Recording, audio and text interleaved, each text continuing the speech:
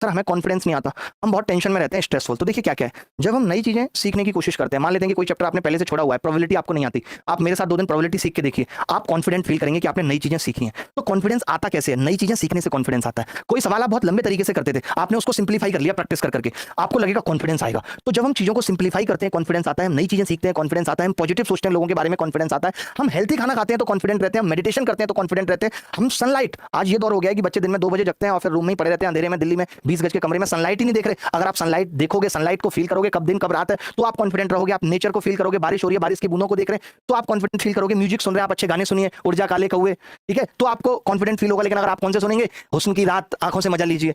अगर आप proper sleep लेते हो 8 से 10 घंटे की, देखिए आज स्लीप एक बहुत बड़ा फैक्टर है। हम लोग सोते तो हैं बट हमारे दिमाग में बातें चलती रहती हैं, सुई भी गिर जाए तो हम जग जाते हैं। अगर आप वैसी नींद ले रहे हैं तो मैं आपको कहूंगा आप डॉक्टर को दिखाइए, क्योंकि वैसी नींद से आप कभी कॉन्फिडेंट और एनर्जेटिक नहीं रहेंगे। एनर्जेटिक और कॉन्फिडेंट रहने के लिए 8 से 10 घंटे की ऐसी स्लीप चाहिए कि लोग भी कहें कि यार ये तो घोड़े बेच के सो गया, ठीक है। और उसके अलावा रेस्ट बहुत जरूरी है, ये सब चीजें हमें कॉन्फिडेंट बनाती हैं। स्ट्रेस हमें किन किन चीजों से होता है? डर, हर वक्त यही सोचते रहना मेरा सिलेक्शन होगा नहीं होगा, ये डर अगर रहेगा तो स्ट्रेस रहेगा। न्यूज देखना आज की डेट में स्ट्रेसफुल है, आपकी एनर्जी को ड्रेन करेगा, एकदम न्यूज मत देखो। एल्कोहल कंज्यूम करते हैं स्ट्रेसफुल रहेंगे, स्मोकिंग करते हैं स्ट्रेसफुल रहेंगे, फास्ट फूड खा रहे हैं, बर्गर पिज्जा चाउमीन, ये जब तक आप खाते रहेंगे आपको टेंशन रहेगी। आज से बिल्कुल छोड़ देना है। सेल्फ क्रिटिसिज्म, अपने आप को यार मैं तो बहुत गंदा दिख रहा हूं, मैं अच्छा नहीं दिख रहा, ये सब सोचना, आपके साथ ऐसा नहीं है। तो ये सेल्फ क्रिटिसिज्म क्या है? स्ट्रेस देता है।